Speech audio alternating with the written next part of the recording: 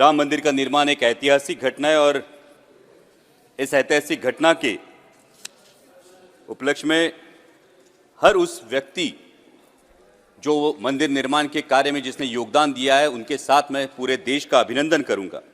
अध्यक्ष महोदय, राम मंदिर तथा मर्यादा पुरुषोत्तम प्रभु श्री राम ये राजनीतिक या चुनाव प्रचार का मुद्दा नहीं है, बल्कि हमारे देश की ये गौरवशाली परंपरा रही है कि धर्म में राजनीति नहीं होनी चाहिए और राजनीति में धर्म नहीं आना चाहिए, क्योंकि विश्व का इतिहास इस बात का गवाह है कि धार्मिक कट्टरता राष्ट्र को नुकसान पहुंचाती है, वही धार्मिक उदारता एवं वैश्विकता राष्ट्र को मानवता के ऊंचाई पर पहुंचाती है।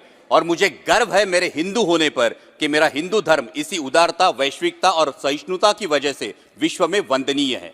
आणि मला अभिमान आहे मी मराठी असल्याचा, कारण मी त्या महाराष्ट्रातून येतो ज्या महाराष्ट्रात छत्रपती शिवाजी महाराजांनी 18 पगड जातीच्या लोकांना एकत्र करून रयतेचं राज्य, स्वराज्य निर्माण केलं।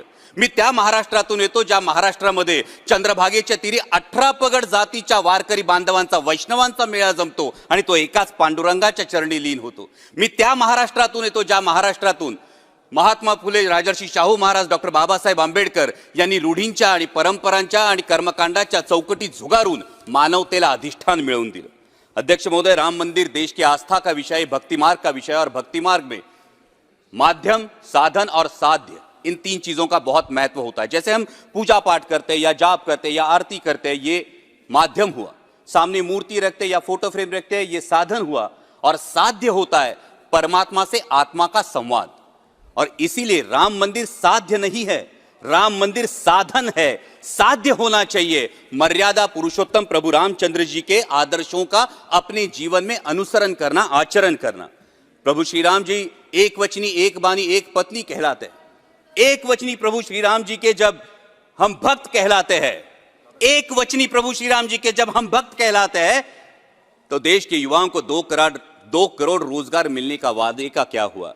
किसानों की आय दुगनी करने की गारंटी का क्या हुआ? 2022 तक हर किसी को पक्के घर मिलने का इरादे का क्या हुआ? इन वचनों पर अंतर्मुख होकर विचार करना होगा। प्रभु श्री राम जी का एक दूसरा बहुत महत्वपूर्ण गुण है, वो है हर नागरिक को समान न्याय की दृष्टि से देखना। समान न्याय की दृष्टि से देखना। लेकिन समस्त देशवासी देख रहे हैं, जब आईस मतलब इनकम टैक्स, सीबीआई, ईडी की जब कार्रवाई होती है तो सिर्फ सत्ता पक्ष के नहीं, विपक्ष के नेताओं पर, सर 2 मिनट, विपक्ष के नेताओं पर होती है। और जैसे ही कोई सत्ता पक्ष का दामन थाम लेता है तो भ्रष्टाचार के आरोप पर ईडी की कार्रवाई सब नामो निशान मिट जाता है। तो क्या ये समान न्याय दृष्टि है? अध्यक्ष महोदय, मैं राम मंदिर पे आ रहा हूं। अध्यक्ष महोदय, मैं राम मंदिर पे आ रहा हूं। मैं नारायणगांव से आता हूं, जो तमाशा पंडरी कहलाती है। और तमाशा लोकनाट्य ये महाराष्ट्र की बहुत बड़ी परंपरा रही है। प्रस्ताव से सहमत हैं या असहमत हैं, इस पर बोलिए आप। जी, मैं सहमत हूं, इसीलिए इसी पर तो आ रहा हूं। और तमाशा ये हमारी परंपरा है, इसमें वगनाट्य होता है और ये वगनाट्य व्यंगात्मक रूप से होता है। तो ये व्यंगात्मक रूप से लिखने वाले एक लेखक ने मुझे कहा कि वो कलयुग का रामायण लिख रहे हैं। तो मैंने पूछा कैसे, कलयुग में कैसे राम होगा? कलयुग में राम लल्ला आएंगे लेकिन रामायण कैसे होगा? तो वो वगनाट्य लेखक ने मुझे कहा, देखो रामायण में कांचन मृग का लालच दिखाकर रावण ने सीता का हरण किया था। कलयुग में ईडी, सीबीआई, इनकम टैक्स का डर दिखाकर चुनाव चिन्ह, पार्टी और नेताओं का हरण होता है। रामायण में सीता मैया अशोकवन में विलाप कर रही थी, आज लोकतंत्र कलयुग में विलाप कर रहा है। तो मैंने पूछा, सर सिर्फ 2 मिनट दीजिए। तो मैंने पूछा इस पे उपाय क्या है? क्योंकि रामायण में तो हनुमान जी ने समुद्र लांघकर सीता मैया को राम जी की अंगूठी दी और उनका ढाढ़स बांधा। उन्होंने बोला आज भी हो सकता है। मैंने पूछा कैसे?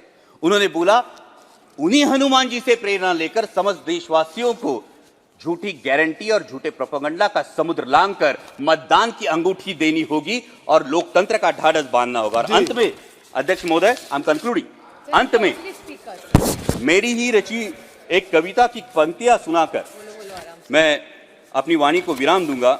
और इसी के साथ एक कलयुग के उदाहरण का मैं जिक्र करना चाहूंगा। अध्यक्ष महोदय, कलयुग में एक ऐसा उदाहरण है जिन्होंने यह आदर्श प्रस्तापित किया कि इंसान धर्म के लिए नहीं बल्कि धर्म इंसानों के लिए बना है, और वो आदर्श है छत्रपति शिवाजी महाराज। इसलिए मैं जय श्री राम जरूर कहता हूं, लेकिन उससे पहले जय शिवराय कहता हूं, कारण छत्रपती शिवाजी महाराजच होते ज्यांच्यामुळे अंगणातली तुळस, मंदिरातले देव, गोठ्यातली गाय आणि घरातली माय सुरक्षित राहिली, ज्यांनी राज्याभिषेकाच्या वेळी राजदंड स्वतःच्या हाती ठेवून धर्मसत्ता राजसत्तेच्या वर नाही तर तिच्या खांद्याला खांदा लावून लोकांच्या कल्याणासाठी राबवली गेली पाहिजे, हा आदर्श प्रस्थापित केला। उन्हीं छत्रपति शिवाजी महाराज के राज्याभिषेक की 350वीं वर्षगांठ हम मना रहे हैं और संयोगवश माननीय प्रधानमंत्री जी शिव जयंती के अवसर पर मेरे चुनाव क्षेत्र का अभिमान किले शिवनेरी पर आ रहा है। मैं माननीय प्रधानमंत्री जी का तहे दिल से स्वागत करता हूं और साथ ही में बड़ी विनम्रता से उन्हें याद दिलाना चाहता हूं कि आपके करकमलों से रामलला की प्राण प्रतिष्ठा तो हो गई, राम मंदिर का निर्माण तो हो गया, लेकिन अरबी समुद्र में होने वाला छत्रपति शिवाजी महाराज का शिव स्मारक, जिसका जल पूजन आप ही के करकमलों से 24 दिसंबर 2016 में हुआ था, वो अभी भी निर्माण की प्रतीक्षा। सर सिर्फ 2 मिनट दीजिए, सिर्फ 2 मिनट। और इसी के साथ बराबर एक्सटेंड हो रहे हैं। सर उसी शिव स्मारक, एक ही स्पीकर हूं सर, और उसी शिव स्मारक के साथ मेरे चुनाव क्षेत्र शिवनेरी किले के परिसर में शिव संस्कार स्मारक बनाया जाए, जिससे देश के युवाओं को माता और मातृभूमि के लिए सर्वोच्च योगदान की प्रेरणा मिलती रहे। और अंत में मेरी कविता की पंक्तियां सुनाकर मैं अपनी वाणी को विराम दूंगा। मंदिर का निर्माण हुआ, रामलल्ला भी विराजमान हुए। मंदिर का निर्माण हुआ, रामलल्ला भी विराजमान हुए।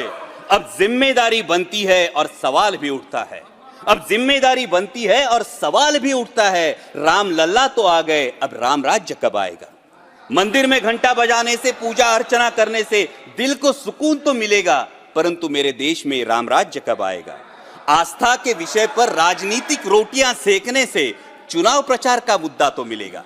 आस्था के विषय पर राजनीतिक रोटियां सेकने से चुनाव प्रचार का मुद्दा तो मिलेगा, परंतु मेरे देश में राम राज्य कब आएगा? राम राज्य तो तब आएगा, राम राज्य तो तब आएगा जब धोबी की तरह आम देशवासी की शंका का समाधान होगा, जब आज की शबरी के बेरों का आदर और प्रेम पूर्वक स्वीकार होगा, जब किसान, मजदूर, महिला, हर नागरिक के साथ समान न्याय होगा, किसानों को मेहनत का सही दाम और मेरे हर युवा के हाथ को काम होगा। राम राज्य तो तब आएगा। सर सिर्फ 2 मिनट कंक्लूडिंग सर। राम राज्य तो तब आएगा, राम राज्य तो तब आएगा जब मंदिर पर लहराता भगवा तिरंगे का रंग प्रतीत होगा। दहलीज के बाहर कदम रखते ही राम, रहीम, रॉबर्ट हर कोई सिर्फ भारतीय कहलाएगा। जब प्रत्यंचा ताने, सर सिर्फ 2 minute sir, let me sir, last line. Ram राज्य तो तब आएगा जब एकाध। सभापति महोदय, मैं जी आपके प्रति आप बोले।